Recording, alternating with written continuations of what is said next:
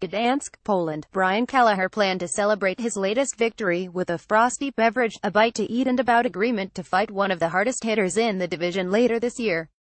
An effervescent Kelleher 188 MMA, 21 UFC chatted with Majunkie backstage following his third-round TKO victory over Damian Staszak 105 MMA, 23 UFC at UFC Fight Night 118 and said the bout was one of his career highlights to date. "That was amazing, man," the New Yorker said. "I had a lot of fun. That was probably one of my funnest fights against a really tough guy. It took everything I had to finish him, so he brought the best out of me, which I have to thank him for. That was awesome." The bout, which earned Fight of the Night honors, was Kelleher's third under the UFC banner, with both his wins coming against hometown favorites in their own backyard. By contrast, his one UFC loss took place in his home state of New York. Kelleher admitted the more testing conditions of fighting away from home brings the best out of him. "Being home was weird," he said. "Being on my front lawn the day of the fight was just awkward. Even though I don't think that really plays a role in the fight, but there's just something about the journey to get here. It's a far plane ride. I'm out of my element. I'm out of my comfort zone.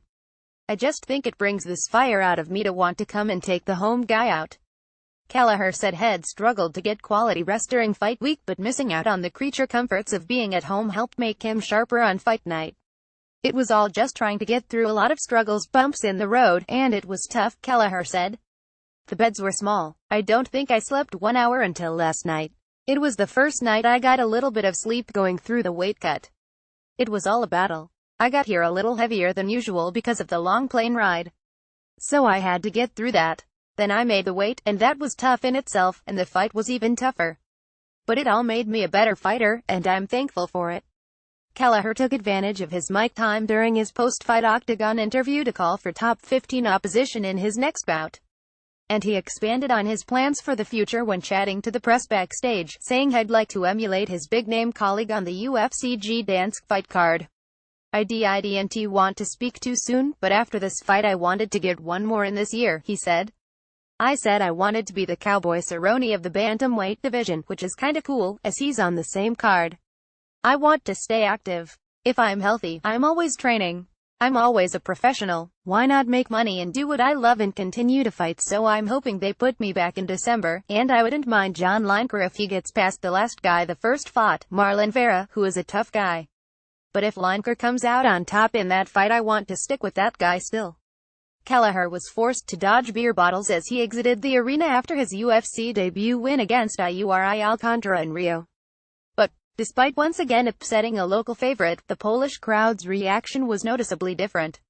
"They were really respectful fans," Kelleher said. "In Brazil it was different. It felt a lot more hostile.